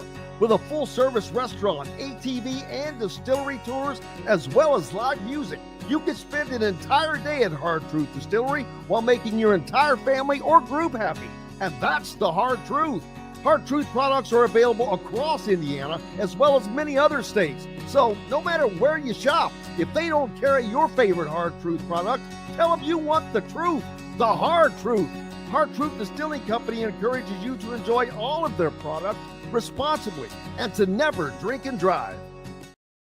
Welcome back to the Hard Truth Distilling Company studios. Joined now by Sir Rick Bozich from WDRB.com, a long-time journalist covering Indiana since 1976. And boy, that was not that did not remind you of 76 here last night or anytime soon. I can tell you that. But it is what it is. And I got to be honest, I don't know that I didn't expect that start, but I don't know that Indiana did. But I don't know what I was expecting from them to bring last night after those two, not only gut-wrenching losses, but the animosity that seemed to be at the end of the Purdue game. You know, this team seems fractured and factioned. It's just not. I don't know that Humpty Dumpty can, be put back together again. It's just cracked. I mean, you see evidence on the court when they're playing defense. They don't all look like they're doing the same thing. They're all not following. Arguing. Why aren't you over here? This, that. Pointing. Yeah, you're supposed to be over here, and they have different thoughts or philosophies or ideas about a way to play screens, and a lot of times it's not effective. And I went back at halftime and charted the first beginning of the game when the Wisconsin hit 7 of those 8 3-point shots, and 6 of them were wide open. I mean, the guy that was closing out was 5 feet away, and it was a different player every time. And then there was one miss in there, and then the last one was the one from the corner. It was decent defense by Rice, but it's like every guy on the team is either over helping or not in position where he needs to be, or hasn't been told, even though Wisconsin starts its offense usually with all 5 guys on the outside of the 3-point line, that this is a team that, leads the Big Ten in 3-point shooting attempts. That's what they're going to do. And it was just like watching business as usual. It was like watching 12th graders against 7th graders. I mean, it was ridiculous. You know what? That's the very response I gave to someone. They said, this looks like an NBA game. And I said, bull crap. It looks like an elementary school game. Yeah. I mean, they had and he called 2 timeouts and tried to fix it. And, I guess after a while he fixed it a little bit, but because even if you're wide open, you're not going to keep hitting 7 out of 8 threes. But to get knocked out like that, was it 8-0 and 19-2 and 26-4? I mean, the final score is so misleading and irrelevant. It was just a game that was over before the first TV timeout. And then after the game, what was his comment here? I got it. It's hard for me to explain. It's hard for me to explain. Actually, it's pretty easy for everybody to explain. It's not hard at all to explain. they're not coached very well, and Here's not, one. Right now, we're not tough. We're just not a tough team right now. We're not. I mean, it's more than just toughness. But he says we're not a tough team now, as if you expected to get there. You only have 9 games or whatever left in your career as a coach after 4 years, and you're still not a tough team. You're still not doing this right. You're still not doing that. You got to get them better. Dude, time has run out. The sand is gone. And it seems oblivious to all of that. It's like he lives on Groundhog Day. Yeah. Maybe he's just afraid to understand the reality of the situation. Cause I mean, I don't think there's anybody, there's not anybody that outside of his family and closest friends who can think this is going to end in a positive way for him. It's just a matter of how gracious it's going to be, whether it's going to be unpleasant or whether it's going to be a high road situation where he can leave with still some of the support of fans who remember him when he played at IU, because this isn't going to end well. Well, the lack of accountability is what is going to He threw the players under the bus again last night, Jim. You heard what he said. I truly am starting to believe he is so oblivious that he just does not get it. I think he's lost half the time. When Goody had to go get him to bring you back to the handshake line, I don't think that was out of animosity. I think he was just lost. It was a Biden moment. I don't know about that. It's just a matter of whatever he's teaching, he's not teaching it very well, or he's teaching the wrong things, one or the other, because I'm not saying Indiana should be even a top 25 team, but they shouldn't be. Should be. They should be. Yeah. Okay. Well, maybe. Talent-wise. The only reason I hesitate to say that is because the pieces don't fit together very well. They still have they've got 3 front court guys who are good at a number of things they do, but none of them are really good defensively at moving and guarding guys away from the basket. That's a major flaw. So the team construction hasn't been good, but there's no way they should be this bad. I mean, they've got better talent than this record by far. And the people who helped the coaching staff get these players for however much money they spent, and we've all heard the numbers, they're not getting a very good return on their investment. And the fans know how much they're getting.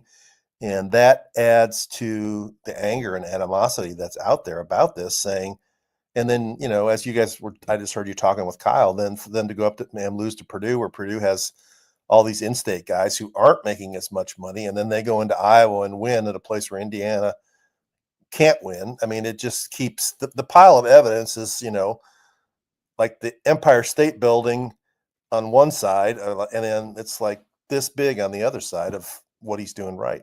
Which one of these assistant coaches could be a head coach tomorrow? None.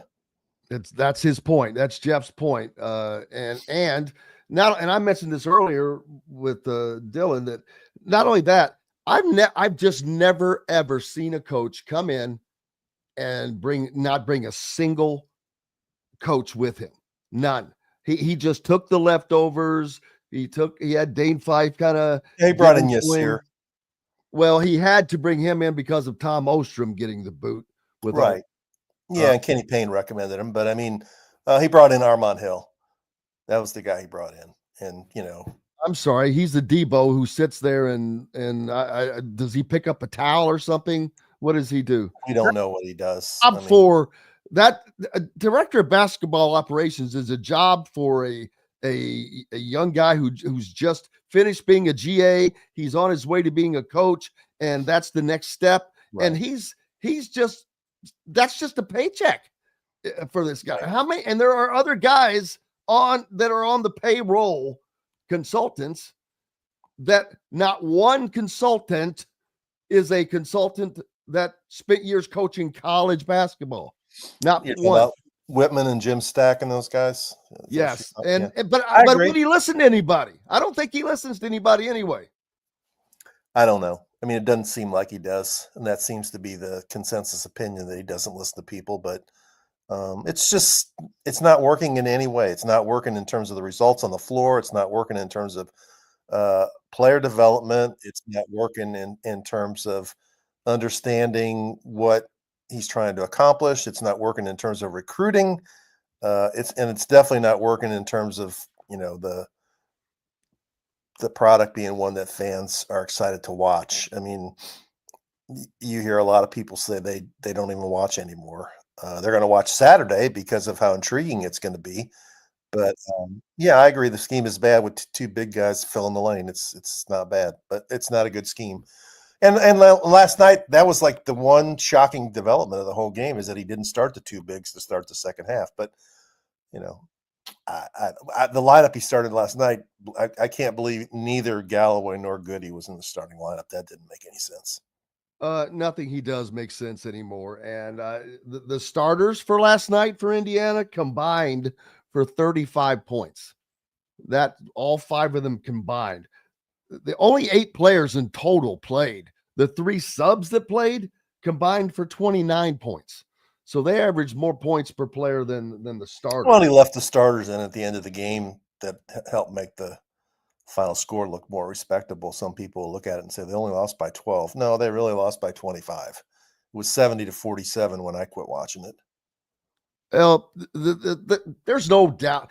I sent out a tweet last night that said this might not be the last game that Mike Woodson coaches for Indiana, but it is the last game that anyone doubts that his last game coaching Indiana is coming. That's true. Yeah, that's definitely true. And last night just really, I don't think there's anything going to happen before the end of the season anyway. I don't think that there should, to be my opinion. It's not going to do any good. I think that you would probably cause more damage with this team. This team is a very fragile psyche, man. Yeah. So I don't know that you want to mess with that. You're going to do it. So just wait. It doesn't matter. If you're going to give Chris Beard a chance, you don't have to worry about him. He'll crawl to Bloomington. There's no doubt about that. He gave you an indication about that with his comment at halftime of his big win over Kentucky. And that is also a sign, because who does Indiana start playing next year? That's right, people. Kentucky is back on the schedule at Rupp Arena. You have to go into that game with somebody who is tough. Chris Beard's tough. He's my pick. I don't know that Indiana will do that. What do you think? Will they give him that second chance? I mean, he's gone to Ole Miss. He tried to put that stuff behind him. Is it something that an Indiana is just going to eliminate him? I don't know the decision makers' thoughts on that well enough to be confident in what I'm going to say.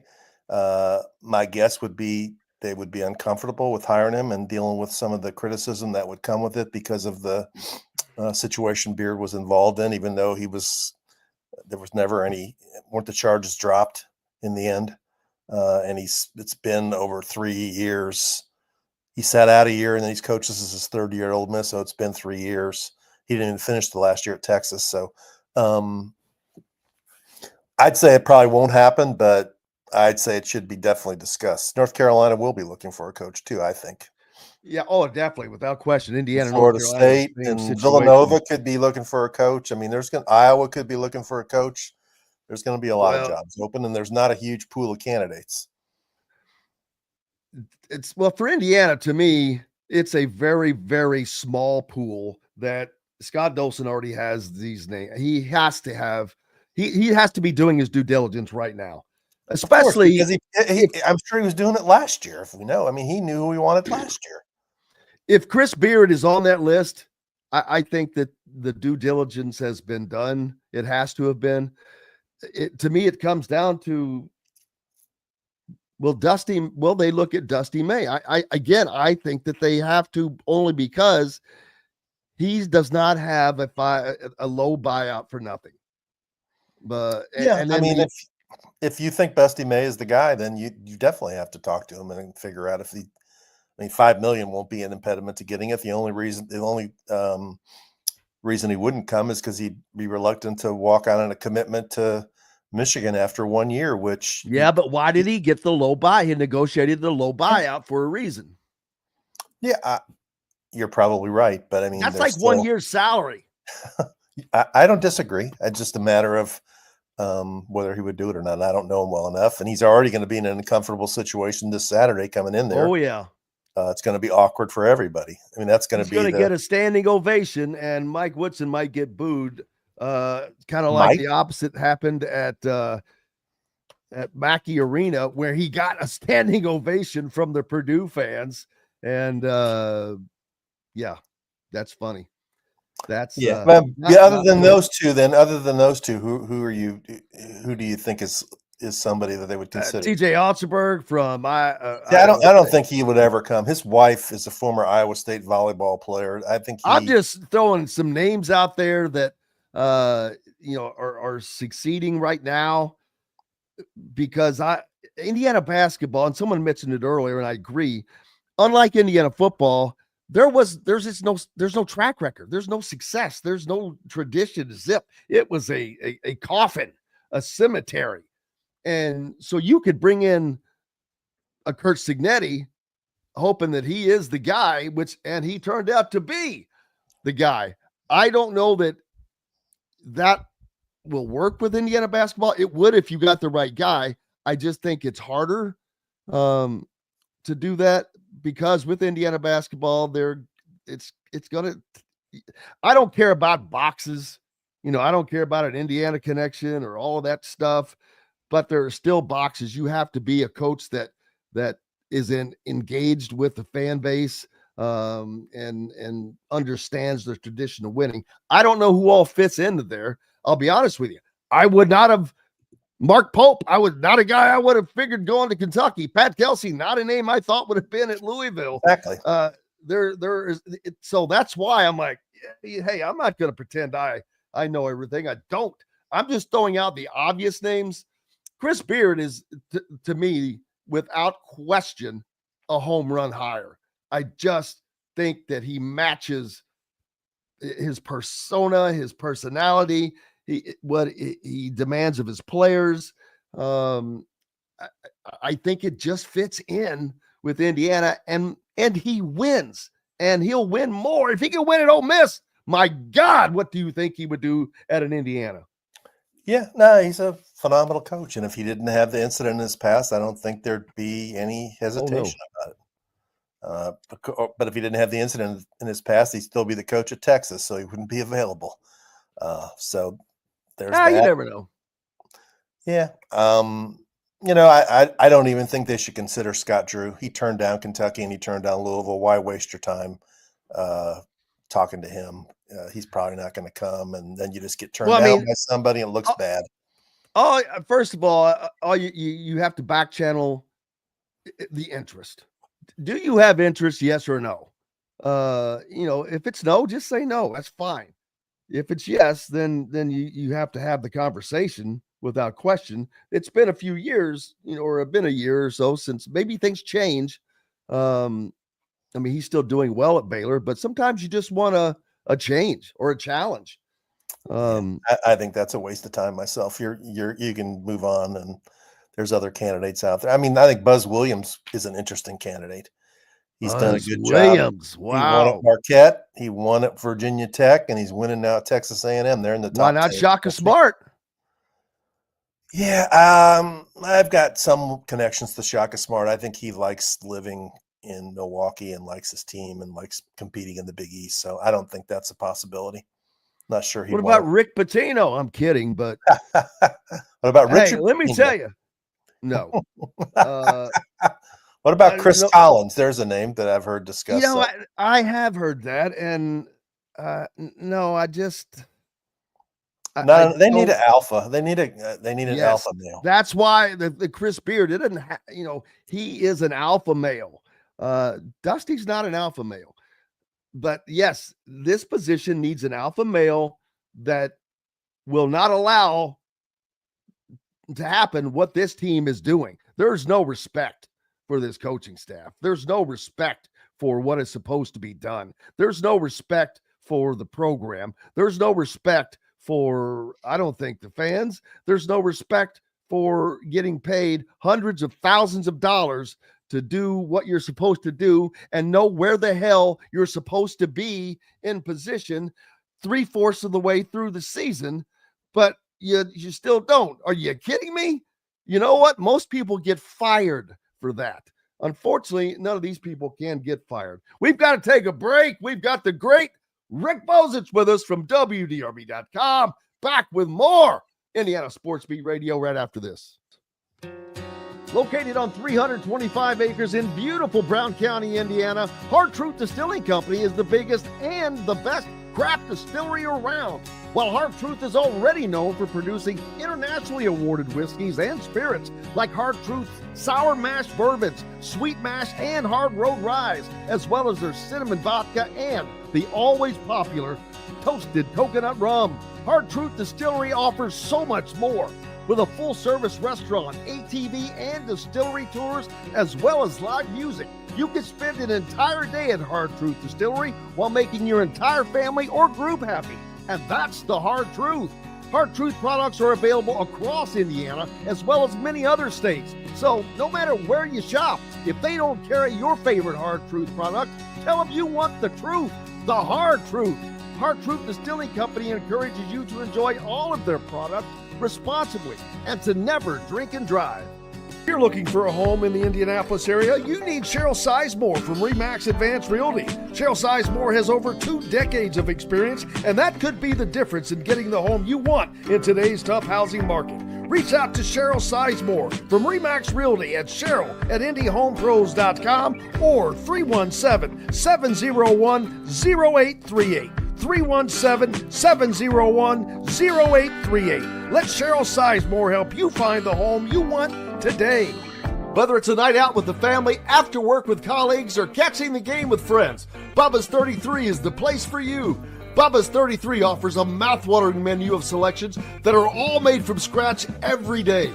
The portions are big, but the prices are small. And with over 50 big screen TVs, you'll never miss the big game. Bubba's 33 Pizza. Andy Moore Honda is Bloomington's #1 Honda dealer for a reason. Buy a new Honda and get a 3-month break from car payments. That's right, no payments for 90 days.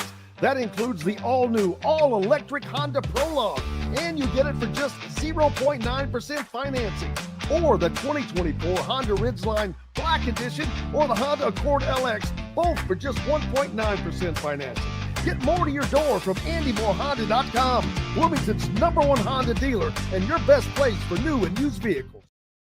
Welcome back to the Hard Truth Distilling Company studios on this Wednesday. Rick, big game for Purdue last night as they go out to Iowa City and hang 90 on the Hawkeyes.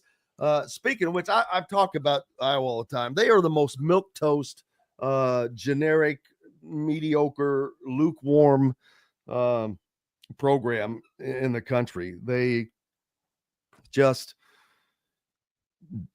exist. It seems like, and I mean, he had some good teams when he had Garza and a few of those guys. I mean, weren't they 2 or 3 seeds in the NCAA tournament? They were pretty good when they had Garza. And well, what you had was the the guy player of the year. You're supposed to be good when you have the player of the year, aren't you? Well, but he wasn't a big name recruit. They developed him. I mean, Fran McCaffrey's done a decent job, but there's one issue he's had is something he's never been able to fix is he doesn't coach or he doesn't believe in playing defense. And yeah, he always got an elite offense and they always had a crappy defense. And when you play that way, he never even got to the Sweet 16. I mean, he had the Murray twins. I mean, he had some good players. Is this going to be his last season, you think? Some people think it is, that he's going to retire at the end of the year, that he realized. I mean, his son went to play at Butler. His youngest son's going to play at Butler. His other son isn't that kind of embarrassing? Well, I think people took it as a sign that they knew he wasn't going to be there to coach him. So I was going to say, yeah. And it's no accident that he went to Butler to play for Thad Matta, but he also has another brother that works for the Pacers. Yeah, that's right. I thought he works for Matta. Maybe he doesn't work for Matta. He works for the Pacers. Maybe he does. I don't know. But Caitlin Clark's boyfriend. Yeah, The older Connor McCaffrey. They've got the entire, half the McCaffreys have moved to Indianapolis.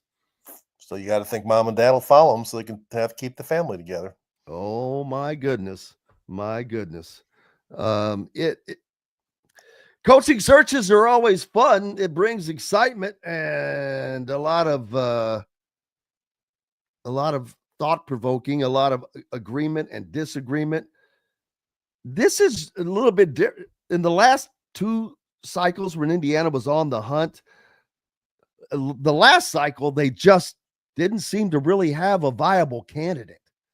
They tried to go after Brad Stevens very, very unsuccessfully, but there just didn't seem to be anybody else for them that was available. Before that, I don't recall, because Fred Glass just went straight to Archie Miller. I don't really remember who all was available, but there were plenty of coaches. There was talk about Tony Bennett, but I don't know if they even talked to him or how serious it was. But there was talk that Tony Bennett would. That was before he'd won a national title at Virginia, and before he decided to resign because of NIL. But there was talk about now, would he still be coaching if he had come to Indiana, because NIL would not be a problem?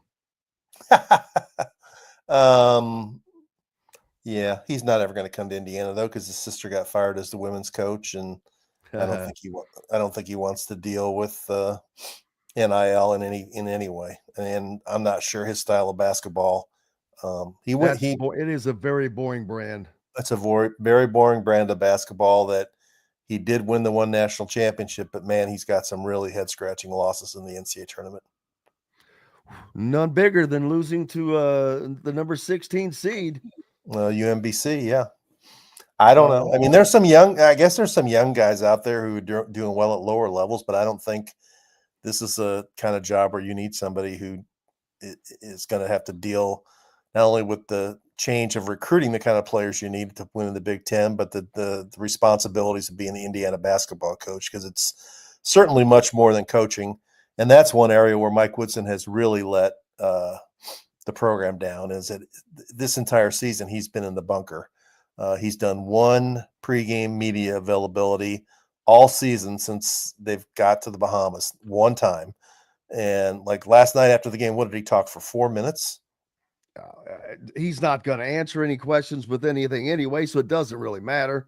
I mean, it's all the same.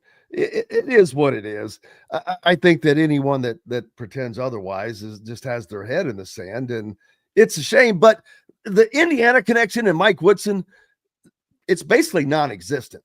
For one thing, it was a lifetime ago. I think that he forgot any and all things that he learned in that role, because he does not pass that on. That is not how he coaches. His teams don't play that way. His teams respect anybody, it seems like. What Ballo did, I get it. I get the frustration of losing, and I love that kind of intensity. But at the same time, you've got to be able to, you can't wait 5 minutes and show that in the locker room. Throw a chair. I don't care what you do out of sight of people, but to act like a complete total ass, walking off the floor up the tunnel like that, it's just no class. Yeah, it wasn't a good look. And you compound that with didn't he get into an incident in the Illinois game too? When Goody got into it with the Iowa players, then Ballo pushed somebody, and I'm sure the frustration there is very intense. I'm sure they thought they were going to be a better team than this. I'm sure they realize now that they're probably going to miss the NCAA tournament. And I'm sure that, like all kids and young men at that age, they read about what people are saying on social media about them, and it's pretty dark and pretty hostile. So it can't be fun going to practice and preparing for games when you know you really have nothing to play for. At this point, you're playing for pride. I mean, that's another thing. This team, way too much time on social media. I understand that a lot of kids do that, and I get it. But when you're having the type of season they are, or dealing with the things that they are, common sense has to tell you it's just not a good place for you to be. and you damn sure should not be having conversations with people on there. Not arguing. When just idiocy.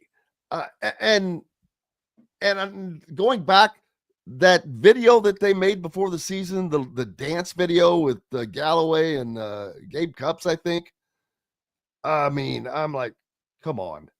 I didn't That see just that showed one. I you. don't look at it. Well, you it's ridiculous. They're just doing a little dance and I'm like, what the hell is that? Why would you put that out there for anybody to see? Just focus on what you're supposed to focus on, man. They always talk about, oh, this team bonded so well and they love each other so well. Bull crap. No, they don't. Showing those stupid dance videos doesn't do jack. Showing them out fishing doesn't mean squat. It's what they do on the floor and in the locker room. That's when and where it matters. And that's not the case as to what that they're saying. Yeah, I mean, I think all individuals that age should spend less time on social media and worrying about what people say on social media, but it's obviously a big problem that it's everywhere. It's not just at IU. And it's when you're having the kind of year you're having, you just leave yourself open to more criticism if you do stuff like that. So there we go. Getting down to the Big Ten tournament, coming tiebreakers. That would be the ultimate embarrassment if they don't make the Big Ten tournament. Yeah, I don't see that happening because Washington and Penn State are just abysmal right now, along with Minnesota's trying to make a charge, but Northwestern has joined that fray in the bottom. So right now, didn't they win a game though without Barnheiser? Was that last night or the night before? It must have not. Let's see. Northwestern has won one straight, so if they played last night, they won. So, but that got them into a tie for the third spot out right now. And I don't know what the tiebreaker between Northwestern and Minnesota is between them, if they have played yet, but they're tied in conference play. Rutgers down there, Iowa and Nebraska all tied right in front of them. Then you have Indiana, and it's not a stretch to say because Indiana plays Michigan next, followed by Michigan State. If they were to lose both of those games, that would put them at 5-9. And then they play UCLA, which has won 6 in a row and just beat Michigan State. Indiana is going to be close. I've said all year long that they're going to be a first-day player in the Big Ten tournament. I completely expect them to make it, but they're going to be close. They're going to be the lowest seed on the first day. Not the lowest, but they're going to be one of the under seeds on the first day of play in the Big Ten tournament. And that is just $5 million. Actually add the $4 million that Mike Woodson is making. Add the additional $2 million that the ancillary coaches are making. That's over $11 million just in the stuff that he can think of for that season. And it's abysmal. It's not good. It's not a good product. And it's not been a good product for a long time. I mean, the last time Scott Dolson's thinking process. I keep saying there's no point in making a move right now. And I think that he's in a bad position. He can't talk to anybody per se. You can do the back channeling to other coaches, whether through agents or however that gets done. But I think that this team's psyche is so fragile, like I said, that I just don't see the point in doing anything. Plus, I think Woodson is the kind of a guy you need to let him go down with the ship. He's been driving this ship. Let him go down with the ship, and there will be no excuses. He had every opportunity. He had all the resources, and he had all of the chances to win there as well. Yeah, hold on. Hey, Ruby. Hold on. Somebody's at the door. I'll be right back. Hold on. Ruby, we got to take a break, Ruby. Hey, can you hear Ruby? I don't think so. Ruby. But, yeah, Ruby's excited. We'll have to bam. We took care of that. A little took care of that. Rick Bozich will be back with us here in just a second. Well, he's making a Ruby run. Ruby, meet Hank. Thanks, laying down there just checking it out. But yeah, he'll get to meet Ruby one day. Ruby's a full size. So Ruby, it's a UPS guy. He's dropping off a package. Is it for Ruby? No. Too bad. That's why Ruby's barking. She's not happy. Here's the problem. The UPS guy we used to have, every time he came, he would leave her a treat. And the new people don't realize the rules of the game. And so she's expecting a treat. So maybe if I give her a treat, Ruby, come here. I'd maybe leave a note for the UPS guy. Hey, you've been failing. Hey, that gets expensive if you're a UPS driver and you got to leave a dog treat for every Dude, you know what those guys make? They make like $45 an hour or something. They can't leave a treat with every dog every day. They'll go broke. All right, I'm done. I gave her a cookie. Getting bit. I'll be there Saturday, Jim. I'm looking forward to it.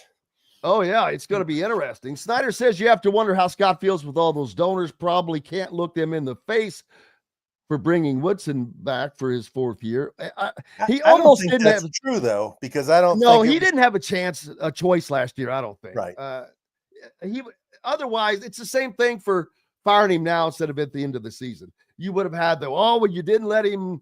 You didn't give him the full chance and all that. It would have been nice for them to have let him go last year, but I understand why they didn't. So there is that. I understand why they didn't, but man, it wasn't that hard to see what was going to happen, first of all.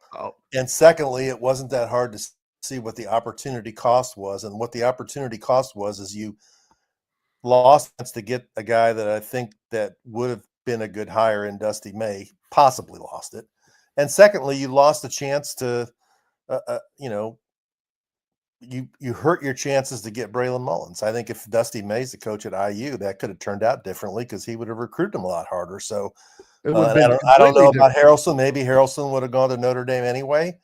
But that was a very poor decision that to push the chips in on $5 million and go get Miles Rice and Umar Ballo and Cannon Carlisle and Goody and Hatton over a different way of doing it. I don't know. I think that there's just been too much of Woodson deciding this is how he is going to do it. He can't recruit. He's not a recruiter. It's too hard for him to put the effort in. So he's just going to do it this way because it's easier. Here's the thing though, Jim. That's been known by people for several years. I mean, people at IU even had to know that he wasn't getting out and going to the high school games the way other people were doing it. That started with Xavier Booker. I remember Xavier Booker was playing in games in Indianapolis, and Izzo and Painter and different guys would show up and they would say, well, Woody's not there. And they didn't get Xavier Booker. And then Badunga, they weren't able to get him. And Liam McNeely. Liam McNeely, supposedly he didn't build the connection after he committed, and his family got cold feet. And even they got Sicily, but I remember the reports on Sicily that Painter was out working him for that. He didn't get him, but Painter was making more trips to Heritage Hills. Painter outworked him 3-1. Yeah. So I mean, that's where his lack of understanding of the way college basketball works really came back to bite IU. And that's the kind of thing I think you could have used in saying, this isn't working because he doesn't get this is an essential part of the job. This is a high priority of the job to do it. And, it wasn't hard to predict this was going to happen. I think most people who follow IU basketball real close believe that this is the way this season was going to turn out. And it has. Throw in the fact that last year, what did we talk about in the last 2 years? That when they played in big name games against Arizona or Auburn, they get blown out. They not only lose, they get blown. They don't even look competitive. It was like the first half in the game against Wisconsin, where the game is over in the first 10 minutes. It's like there's too many examples that people just overlooked them and believed in a sort of a fairy tale that just because he got these more talented players, it was going to be better. And it is not. And now you've got Dusty May coming to town on Saturday. I texted Dusty to try to have him on, and I tried to say specifically only to talk about your team, your season, and the Big Ten race only, because I know that it would have been. I didn't hear back from him, but and I understand he doesn't want to be in this position. Nobody. It's not enjoyable for him at all. And he's been on your show previously, right? Oh, yeah. And he will be again as soon as it's over. It's with the game coming up. What's up next for you, brother? Louisville plays tonight. They finally have their 10-game winning streak broken. They lost to Georgia Tech last Saturday. They're at Boston College tonight. They should win pretty easily. And then heading up to Bloomington on Saturday. 1 o'clock tip, right? I don't remember the exact time, but I think sure. I think it's 1 o'clock on CBS. Ooh, another CBS national TV exposure. Cannot wait for that. That'll be something. Rick Bozich from WDRB.com. If you're not following him, you're missing out on a lot. Appreciate you as always, my friend. All right. I'll see you Saturday, buddy. See you Saturday, sir. Bye. That's going to wrap it up for us today. Big thanks to each and every one of you. Without you, there's no reason for us to be here. So we could not be happier for the opportunity. We're back tomorrow to do it again. And we shall do so. Stephen Bardo on the program tomorrow, amongst others. Bob Kravitz is back as well. Until then, I am Jim Coyle. I will see you on the radio. Thanks for listening to Indiana Sports Beat Radio. Be sure to subscribe to our YouTube page for more clips and team coverage of Indiana basketball, football, and more. You can also find full episodes and tons of other content on thehoosier.com.